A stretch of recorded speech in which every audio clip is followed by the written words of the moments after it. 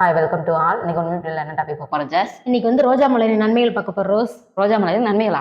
ஆமா, இப்போ ரோஜா மலர் நம்ம யூஸ் பண்றதுனால நம்ம சருமத்துக்கு ரொம்ப மென்மையாகவும் ஈரப்பதத்தோட தான் எப்பவுமே இருக்கும். சருமத்துக்கு மென்மையா இருக்குமா? ரொம்ப மென்மையாவே இருக்கும். கலரா கூட ஆயிரலாம்னு சொல்றாங்க. ஆனா நமக்கு தெரியாது, நம்ம இன்னைக்கு யூஸ் பண்ணி பார்ப்போம். இப்போ வந்து முகப்பரு இருக்கிறவங்க, அரிப்பு எரிச்சல் இருக்கிறவங்க இந்த கிரீமாவோ ஜெல்லாவோ யூஸ் பண்ணாங்கன்னா அவங்களுக்கு இது சரியாயிரும். ரோஜா பூ வந்து நமக்கு அது மட்டும் கிடையாது, நமக்கு இளமை தோற்றத்தை திருப்பி தர்றதுக்கு ரொம்பவே பெரிய வாய்ப்பு இருக்கு. இளமை தோற்றத்தையும் திருப்பி தரும். ஆமா, அதே மாதிரி ரோஜா எண்ணெய் கேள்விப்பட்டிருக்கீங்களா? அதுல எண்ணெய் இருக்கு. ரோஸ் வாட்டர் வேணா கேள்விப்பட்டிருக்கேன். எண்ணெய் விற்கிறாங்க, இல்லைன்னா நீங்களே தயாரிச்சுக்கலாம். அதை ரோஸ் வாட்டர் எதுல தயாரிக்கிறாங்க? ரோஸ் வாட்டர் ரோஸ்ல தான் தயாரிக்கிறாங்க.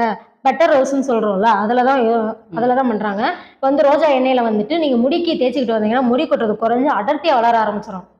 அதே மாதிரி ரோஜா மலர்ல இருக்கிற நறுமணம்னு சொல்றோம்ல, அந்த வாசம் வந்து நமக்கு வர்றதுனால மன அழுத்தத்தை குறைச்சு பதட்டத்தையும் நமக்கு குறைக்கும்.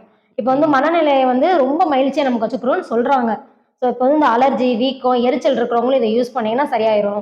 வயிற்று வலி, வாயு, செரிமான பிரச்சனை இருக்கிறவங்களும் இதை யூஸ் பண்ணீங்கன்னா அதை வேக வச்சு அந்த தண்ணீர் குடிச்சிங்கன்னா செரிமான பிரச்சனையும் சரி பண்ணி கொடுத்துருமா.